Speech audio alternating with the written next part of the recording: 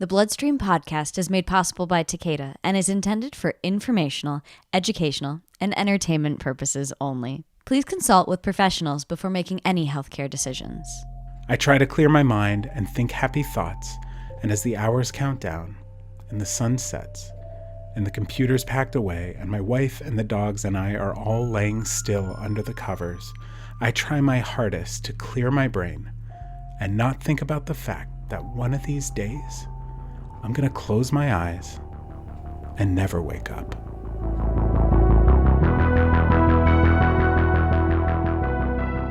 That voice belongs to none other than Joshua Sterling Bragg, creator and host of Haunting Season, a weekly YouTube show and storytelling podcast about life and the afterlife, and the latest storytelling project to launch, well, relaunch technically, but we'll get into that later, from Believe Limited. Josh and Haunting Season are airing a special live Halloween episode tonight on Mischief Night, October 30th, 2020. That is sure to be something you will not want to miss. Yes, we're in a pandemic with numbers that are rising. Wear a mask. Yes, we're in a crazy, anxious election season and confirming new Supreme Court justices. Wear a mask. Yes, both the LA Lakers and the LA Dodgers have now won their respective sports championships in the year of COVID, priming LA for a nationwide takeover of professional athletics in 2020. Look, the point is there's a ton going on, but that doesn't mean we can't enjoy a little holiday spirit around Halloween. We are a community impacted by blood disorders, after all. I mean, hello, do we have a better holiday than Halloween to express ourselves? Exactly. Anyway, that's why Josh is here, to tell us about Haunting Season and the spooky, scary stories and the incredible authors he features on his show. You'll also hear from a representative of Swab for USA, a youth-led organization aspiring to save lives and educate younger generations about the need for bone marrow and stem cell donations. That's important stuff. And that'll be coming up here in just a bit. But before it does, I should do this, and that's say hello and welcome to the Bloodstream Podcast. I am your host, Patrick James Lynch, joined as I am so gratefully each week by none other than fellow musical theater kid turned camp person turned bleeding disorders advocate turned podcast host Amy. We have a lot in common. We should talk about this off mic sometime. Amy Board. Hello, Amy. How are you? How is life by Bordeaux today? Oh my gosh. What a fabulous intro. I am marginal because of the LA Dodgers thing. I am a firm Colorado Rockies fan. Unfortunately, they are not great, and we are anti LA Dodgers. So it's dicey. I live in LA, and it's just like the one thing that I'm going to remain firm. Like, I'm going to remain firm in my baseball allegiance. Okay. Well, I'm sorry. I didn't realize that was, trigger warning, I guess, on cool. That monologue for you. Sorry about that. And joining us as well for his interview, because it's Mischief Night, it's Halloween, and gosh dang it, we need a little infusion, pun intended, of festive spirit right here at the top. So joining us right now, ladies and gentlemen, guys and ghouls, please welcome guest host / interview guest, Joshua Sterling Bragg. Hello, Josh. Welcome to Bloodstream. Baseball's the one with the stick, right? But like the up stick, not the down stick. Yeah, correct. Yeah, I feel like that's a great clarification of what baseball is. Yeah, I think I played that in elementary school. Hi. So in full disclosure, Josh is not the head of sports and athletics at Believe Limited. We don't have that department. He's the head of production and creative director. He actually wears a lot of hats around here, and that's actually literally true. Josh does wear a variety of different caps and hats. Actual hats, like different hats.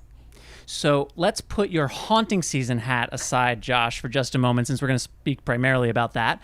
And tell us a little bit about what you're working on and paying attention to over at Believe Limited these days. What's the creative director and head of production doing right now? Well, still a lot of pivoting. So as most people know, we did a lot of changing of our path this year, making everything virtual. And so NHF was a huge undertaking. And now we're in that part of the year where we're pitching new ideas and we're talking to new people. And we're also kind of wrapping up with some people, some projects that maybe didn't get done yet. And so right now we're planning some very safe COVID shooting with some rapid testing on site and nurses on site and masks and gloves and a tiny little bit of travel, but not like we usually do. It's pretty exciting. Josh, Halloween is this week, which of course is why we are, really leaning into Haunting Season. We can't wait to get to that. But last week's podcast, I mentioned that there were two types of people on the planet. There were horror people and non-horror people. And so I just kind of wanted to see your take. Like, are you a horror person? Are you not? Are you a Halloween person? Is that the same thing? Can you be a Halloween person and not a horror person? Yes, I'm actually well versed in this because I Great. love horror, but I also have tons of nightmares from loving horror. And I also hate the genre, even though it's my favorite genre, because what? so many people get it wrong. You know, like there's so many bad horror movies, and like once every couple of years you get a really good one, and that really good one could be super gory and only, you know, this part of people like it, or it could be, you know, this one specific topic and all these people like it, but these people don't. So it's a really tough genre. What I like to do, and we'll probably get into this later, but on my show is like try and talk about the things about horror that I think everybody can like, which is the deeper thoughts that go behind it and why people make these films. What was the last great horror film that you saw? As far as like release date, like most recent would probably be The Conjuring 2. No, it was Dr. Sleep. Dr. Sleep I thought was fantastic. Why? I don't think I know that one. I mean, Oh, I get so antsy, like my anxiety, I get so sweaty and I can't, it's not enjoyable. Do people that love horror, like that sensation is enjoyable? I think I've always loved the idea of being scared. And so, Patrick, Dr. Sleep is the follow-up to The Shining. It's, you know, many years later, and you're seeing Danny as an adult. And he's like sort of this homeless guy who has been challenged by the fact that he has The Shining, that he can sort of like see and experience ghosts.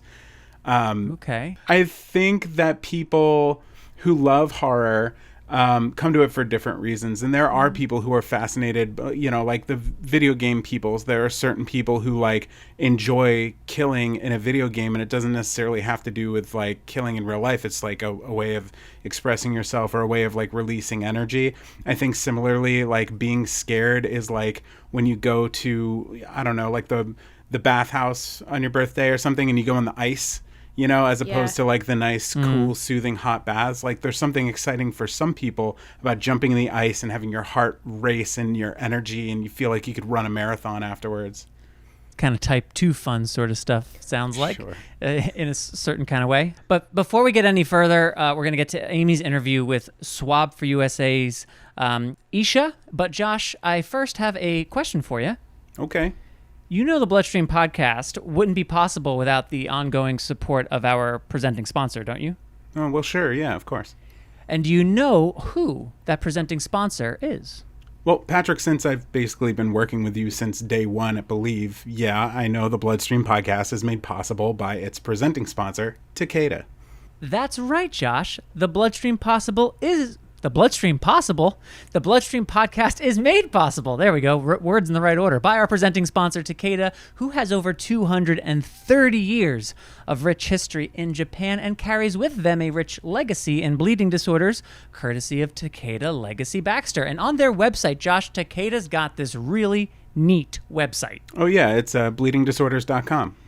Actually, it's bleedingdisorders.com. He just said bleedingdisorders.com. And at bleedingdisorders.com, I don't think he's listening to us. you'll find resources and information to help you manage life with a bleeding disorder. It doesn't appear that he is. Bleedingdisorder.com's resources include information on family planning, physical therapy, and travel, because believe it or not, one day we will travel again, and these tips will be as important as ever to be fresh on. He ended that sentence with a proposition, Amy. I know, it's a lost cause. Visit bleedingdisorders.com to learn more about the information and resources Takeda's made available to you. One more time, that's bleedingdisorders.com. And for your support of the Bloodstream Podcast, thanks, Takeda. All right, let's get to Amy's interview with Isha, and then we'll be back with Josh for a whole lot more talk about haunting season and horror. I'm here with Isha. She's one of the members from Swab for USA, which is a student-run organization with a big mission. Isha, thanks for joining us. Tell us a little bit about the organization and what you guys are setting out to do. Yeah, thank you for having me. So, our mission is to educate the younger generations about the need for bone marrow and stem cell transplants. So, one way we are doing this is to start high school clubs across our nation, which will support our National Bone Marrow Registry. And we also hope to increase the number of donors on the registry list.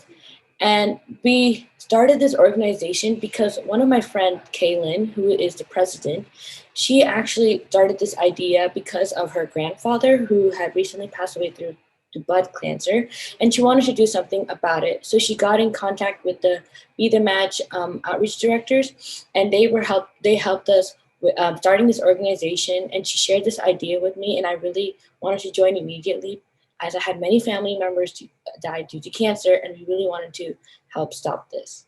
So great. Why is it so important for high school kids? Why did you guys specifically set this up for high schools and student-led groups?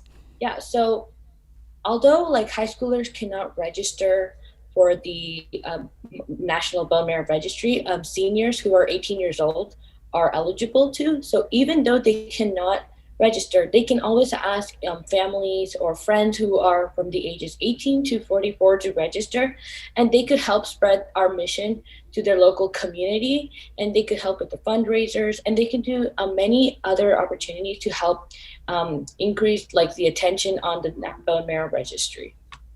So where are you guys located? Are you in one town? Are you national? Yeah, so we are located in the Bay Area, but we have chapters in Colorado, Houston, and New Jersey. And so, in addition, we also have high school clubs in those states, and along with local high schools in the Bay Area too. But That's originally, great. originally we started in the Bay Area. That's great. And how long have you guys been running? Yeah, so we've been running since the kind of like the start of this COVID pandemic quarantine lockdown, and we've been trying to do as a lot. But even though we are still in quarantine, we can't get out. We've been doing pretty well so far. That's great. If we have a listener or a parent or a caregiver of a listener that wants to start a club in their school, what can they do? How can they contact you and get involved? Yeah, so we would love if anyone is interested, contact us. They can visit our website, swabforusa.org, for more information, or see our Instagram and Facebook at Swab for USA. And if they have more personal questions, they can email us at swabforusa@gmail.com. swabforusa@gmail.com. Awesome. All of that is going to be in the program notes. Isha, thank you so much for joining us today and sharing the mission. Is there anything else you want our listeners to know? Yeah, if you'd like to register for the National Bone Marrow Registry, just all you have to do is text Swab for USA CA to the number 61474. And then all you have to do is fill out some information and you'll be registered as a donor. Wow, this is obviously led by high school students. You guys are very tech savvy. Yeah, thank you. You can text, you guys. All of that information is going to be in the program notes. Isha, thank you again. What an awesome mission. What an awesome thing you guys are doing during this COVID pandemic. This is great. Thank you for having me.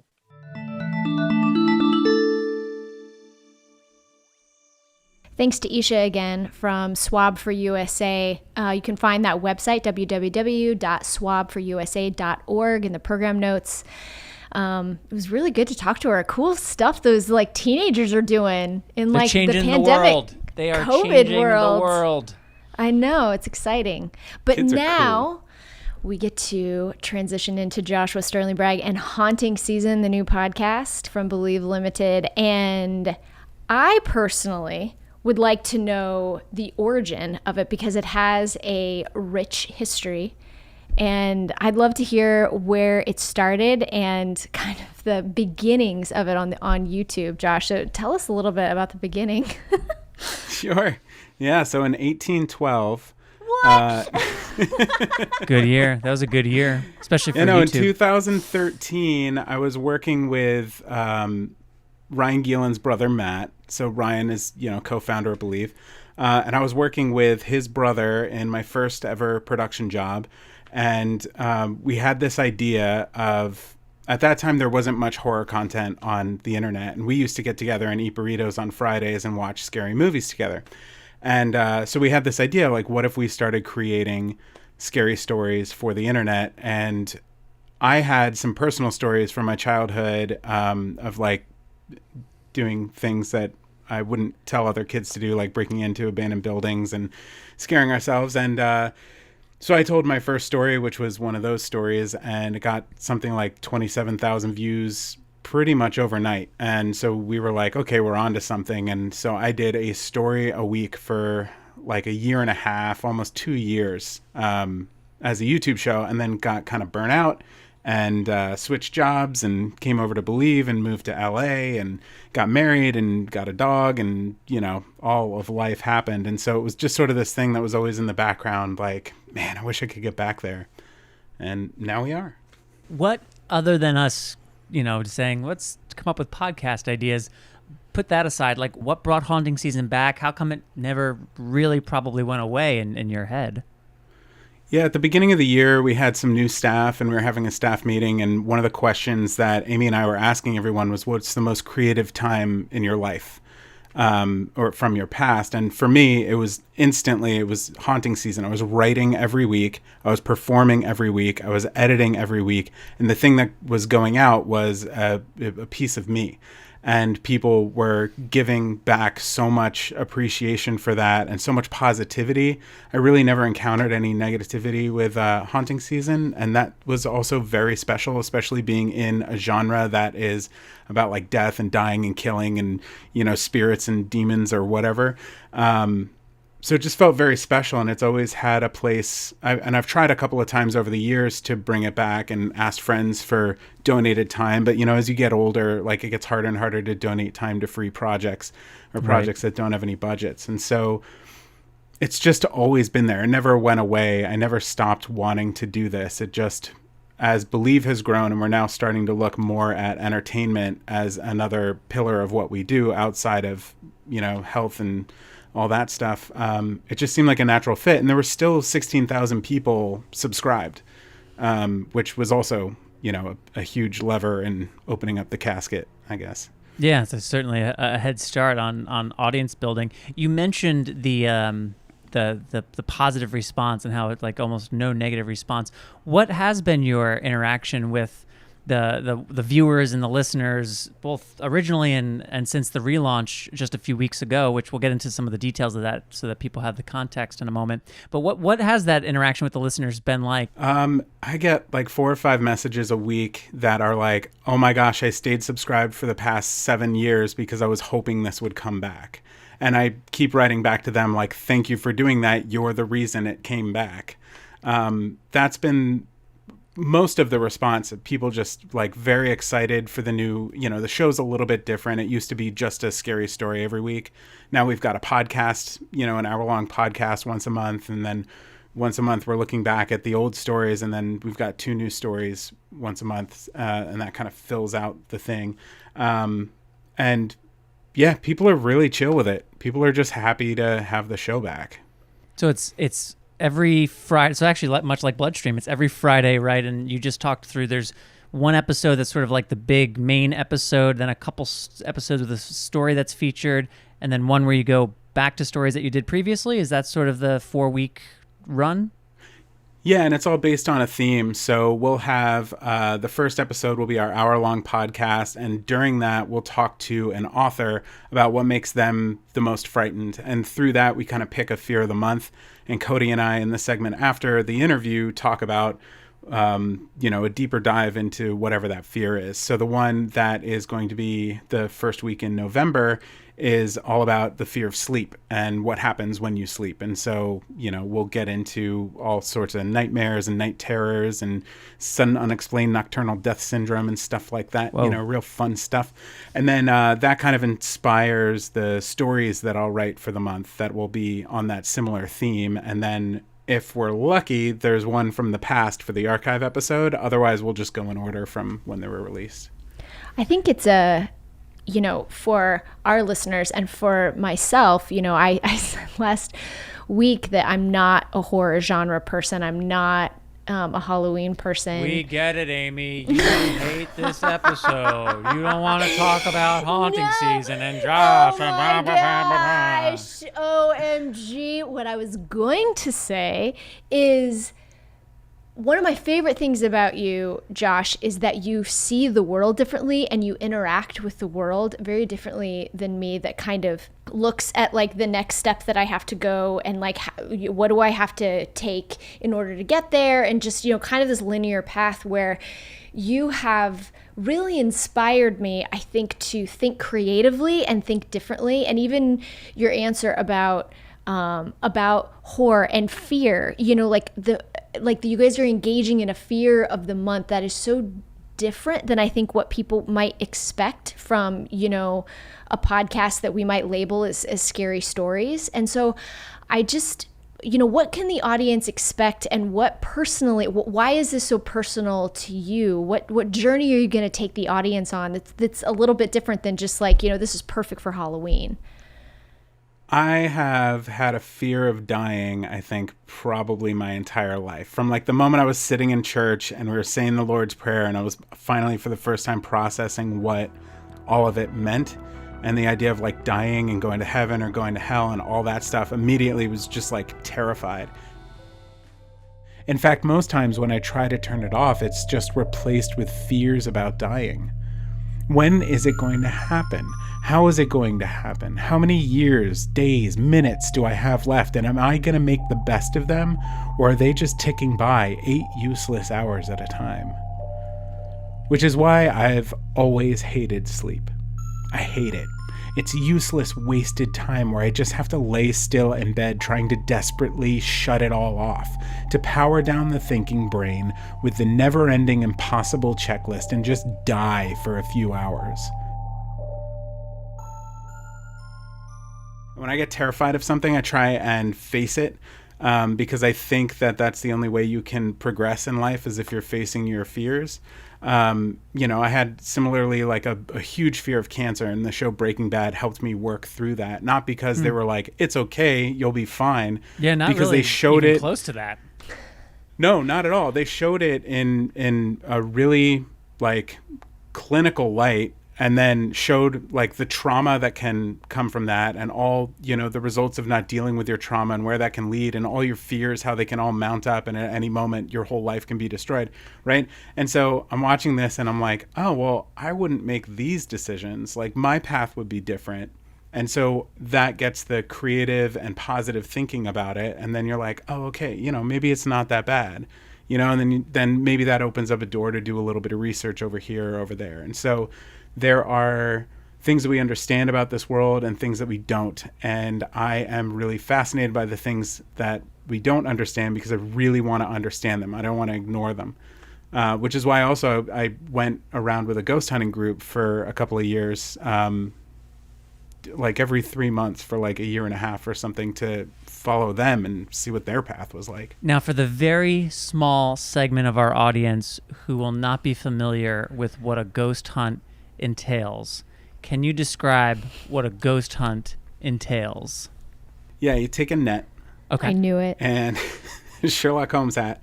Nice. It's really about going to places that are either historically or from someone's point of view said to be haunted or said to have some sort of weird experience happening, and trying to scientifically debunk it. Right. So we go in with the best equipment that we can afford, and we spend the night and we look into every single aspect of what a person says they interacted with and try our very best to prove them wrong.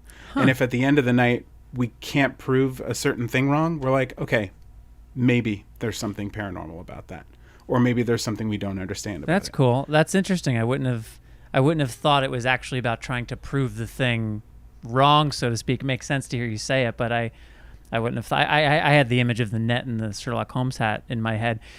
One big difference from the 2013 show is that you have a co-host now in Cody Dugan. Can you tell us a little about who Cody is, how he came to be a part of the show, and what he has added to Haunting Season? Yeah, Cody's he's a radio cowboy from Arizona, And it's just a huge personality. He and his fiance and my wife and I tend to get together and go out for burgers or just talk about everything. And he's a huge personality and really hilarious, but he also shares a very deep love of all things horror. He was born this time of year, a couple of days ago, October 27th, actually.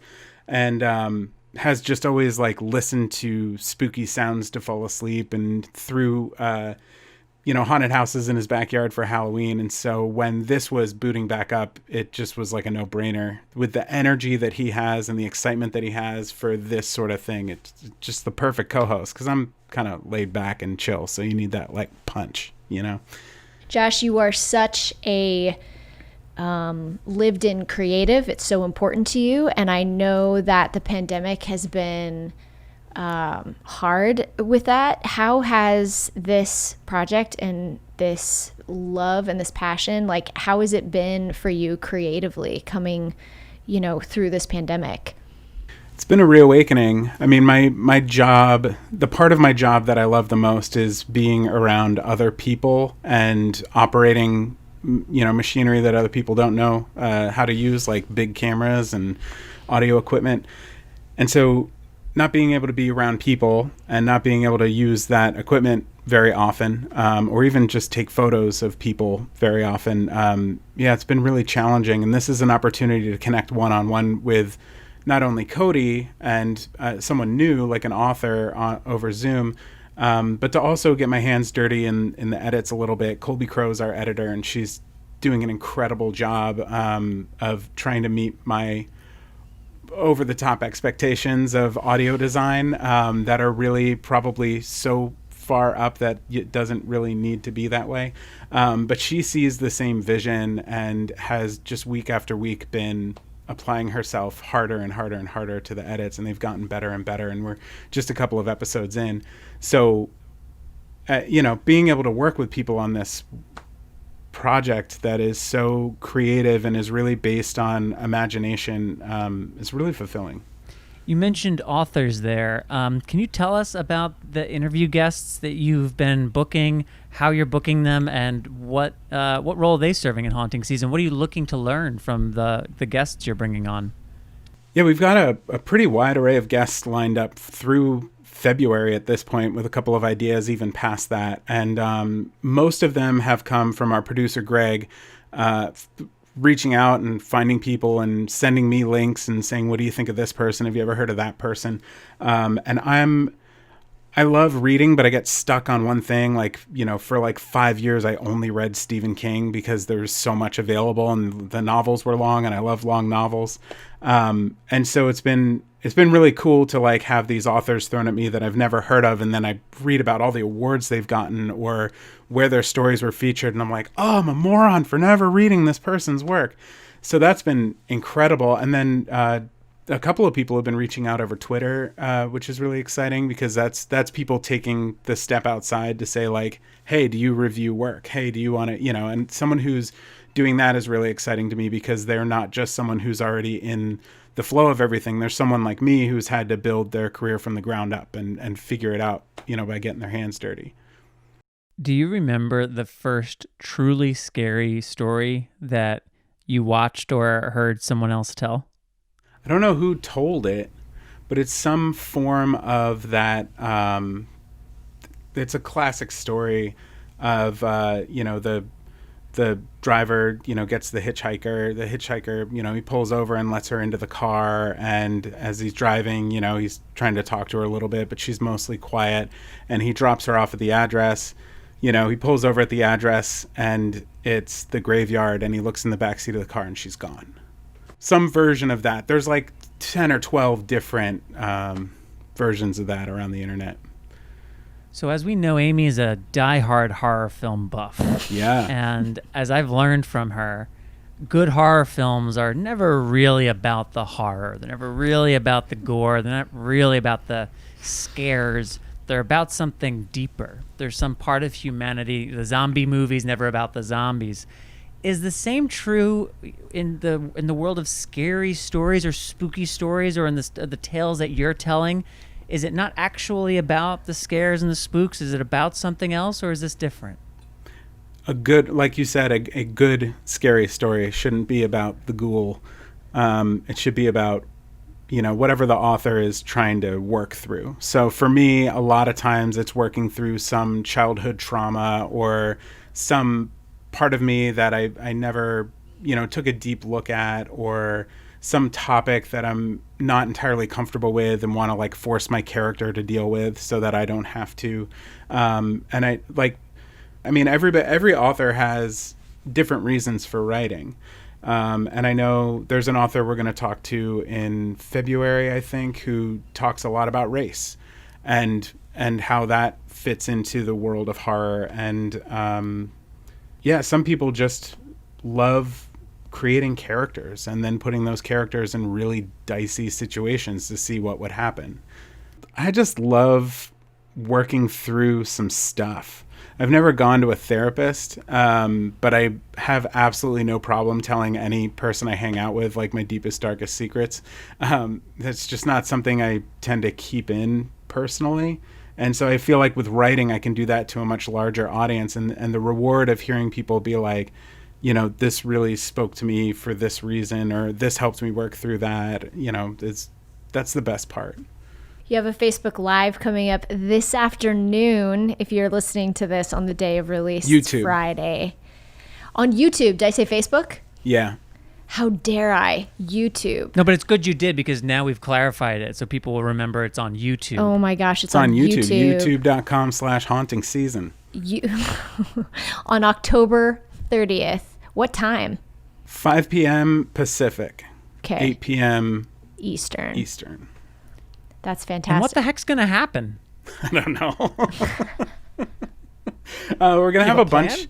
We're gonna have a bunch of people on. We thought, since it's our first live show, and the pact that Cody and I made was like, there's those months that have 5 weeks instead of 4.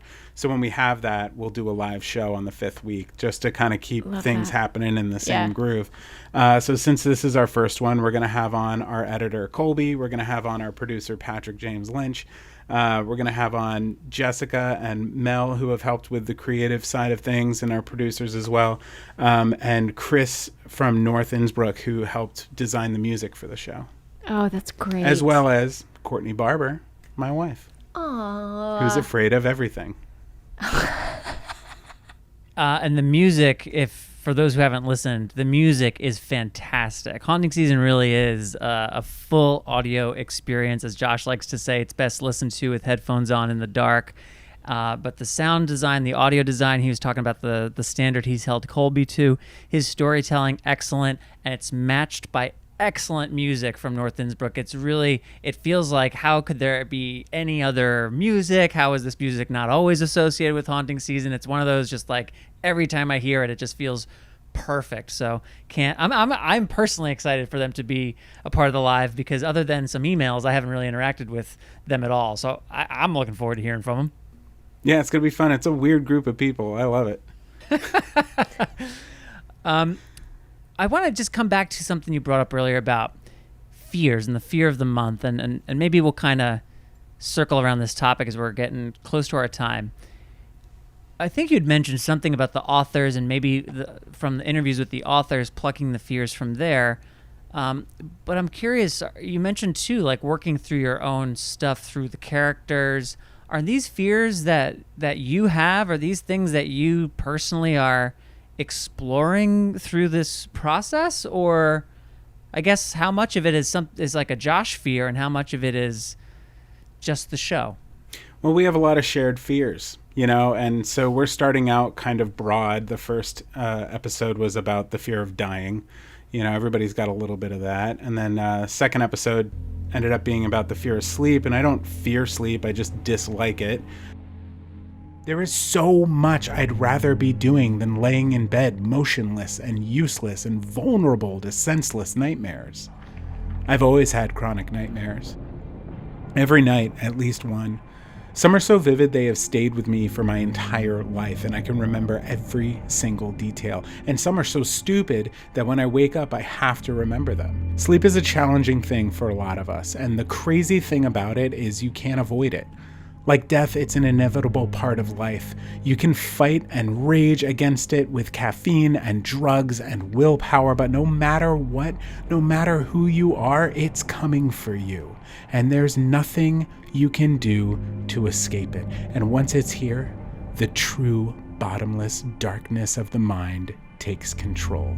Sleep is always lurking in the shadows, waiting to pounce and sink its long, oily fingers deep into your bones.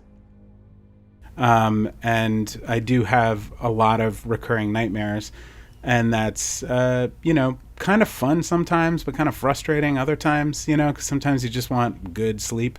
And then, those are usually the nights where you don't get it because you're stressed out about it. So it tends to be that they are things that I'm afraid of, but, we'll get into stuff like, demonic possession. That's not necessarily something I'm afraid of because I haven't seen it firsthand, and so I'm not 100% sure it exists, but there's evidence in one way and evidence in another, and so we'll explore it on the show and see. I'd be terrified if I do find out it's real. I will be afraid of it, but as of right now, I'm not that scared, I think. I think that's a provocative way to think about stories like this and storytelling like this, because I think fear is so universal, and the majority of us, whether we are engaged with it or not, are ruled by fear. Many different fears that have just compounded over time, and I don't know, that's really intriguing to me. And again, you see things so differently, and you engage with your interior world in a way that really inspires me. So I think I'm excited to be a haunting season fan. I don't know if I'm going to be a horror person, but maybe you'll make me one. OMG. I'll let you know. I'll keep you posted. You're too nice, Amy Board. Joshua, I'm being very serious. You're one of my most inspirational humans in the world. Honestly, I feel like some of my creative soul was kind of packed away. I didn't think I had, the ability to dig it out again until I started talking to you literally at the beginning of this job, around that island in Cazo. You're an inspiration. So audience, check out Haunting Season, because I am now.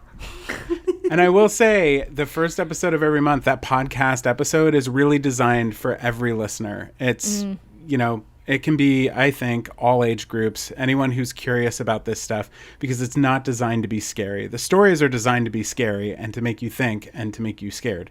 But the podcast itself is really just about thinking about the things we don't necessarily want to think about. It's kind of like a little therapy session for an hour for your ears from really unlicensed people who have no reason to give you therapy. Love and that. You can find that at youtube.com/haunting season, or you can look up the Haunting Season podcast wherever you listen to your podcasts. If you do go to the YouTube channel, though, as Josh mentioned, that was launched back in 2013. So not only will you see all the videos from the episodes that have launched this month and those that'll be coming up, but there's years of archive in there too. If you are hankering for more Josh stories, which they're their own special thing, so you very well may. I have found myself in the Joshua Sterling Bragg YouTube rabbit hole before. I've watched him doing video game commentary when I've run out of other stuff to watch. It's a real thing, guys.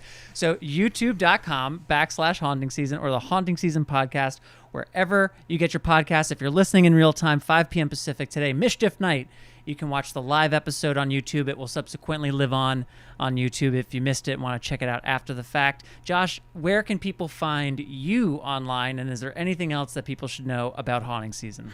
Yeah, I'm on Instagram. That's my main thing. Joshua Sterling Bragg on Instagram, Haunting Season on Instagram, and then Haunting Season has a Twitter and a Facebook as well that's kind of just poking its head out of the ground. The Instagram's really artful. Thanks. Yeah, I put a lot of work into that. Well, thank you for coming on here. Thank you for, of course, everything that you do for Believe Limited, but in particular for coming to share the Haunting Season story with our audience here, helping give us a little bit of a Halloween spirit during this most bizarre time of our lives. Much appreciated. So thank you, Josh. And maybe we can have you on at some point next year to check in on the progress of Haunting Season a few months down the road. That'd be fun to do a checkup. That sounds awesome. Well, Amy, the time has come. That is all for this episode. Just like to remind everybody, if you haven't already, get out there and vote. It's a great time to vote. This weekend is like the last shot. Pack a lunch, stand in line. Wear a mask. Do what you got to do. Wear a mask. OMG, wear a mask. Nose. There's also Over places your you nose can even. contact. Gosh, oh my goodness. Yesterday I was in a public space with people who just did not want to do it. And they had to keep getting on the announcements like, folks, we are going to have to shut this down. If we have some people who won't wear the mask. And it was like over and over. It was like, can you I don't care. Just put it on. Oh my gosh. but- Check out vote.com for like day of voting stuff. Like in California, you can register to vote day of. You can like go and stand in line and register to vote and then cast your vote. It's not the same in every state, but check out vote.org to check out all of the stuff in your state, and here we go. And if you do have problems anywhere, there's places you can go. And I think that too varies state by state. So do a little Googling to find out. But if you have any issues accessing a voting location or anything along those lines, do take action, because that will lead to better outcomes in the future. All right, with that, that's all for this episode. Special thanks to everyone at Bloodstream Media and Believe Limited who makes this Bloodstream podcast possible. Thank you to our interview guest, Joshua Sterling Bragg, and thank you to Isha from Swab for USA. And thank you to our presenting sponsor, Takeda. They got a website, bleedingdisorders.com. You can learn more there about their resources and commitment for the bleeding disorders community. You can subscribe to the Bloodstream Podcast on Apple, on Spotify, on SoundCloud, everywhere humanly possible. Subscribe everywhere you can. That's the new call to action. Subscribe everywhere you can. Leave us a rating in the Apple Store. We prefer 5 stars. I've told you before, 4 are acceptable. If you're going to leave 3, just move on with your day. I won't have it. Share this episode with a friend, or really any episode with a friend, or even just someone who's not a friend or just a person. We cover a lot, and, word of mouth's the best way we can reach new people. So word that mouth for Bloodstream. Have a bleeding disorders or health topic that you would like us to hear discuss? What? That you'd like to hear us discuss more of? That also ended in a preposition. Well, you can send us an email, mailbag@bloodstreammedia.com, where we will answer that question. You can also inquire about upcoming opportunities to be involved in Bloodstream Media works, such as the new Pain Podcast Season 2, mailbag@bloodstreammedia.com. To learn more, you can connect with Bloodstream Media on social media. We're on Facebook, Instagram, Twitter, or you can follow Amy Board, Natalie Lynch, or Patrick James Lynch on Facebook, Twitter, Instagram, or LinkedIn. Shout out to all the committed LinkedIn users out there. Check out the program notes for this episode in your podcast player or on bloodstreammedia.com, where you'll find links and information related to the stories and segments featured on this episode. I'm your host, Patrick James Lynch. And I'm your other host, Amy Board. And we got a guest host. That's me, Joshua Sterling Bragg. That's true. And until next time, take self-care of yourself. And bye, everybody. Happy Halloween!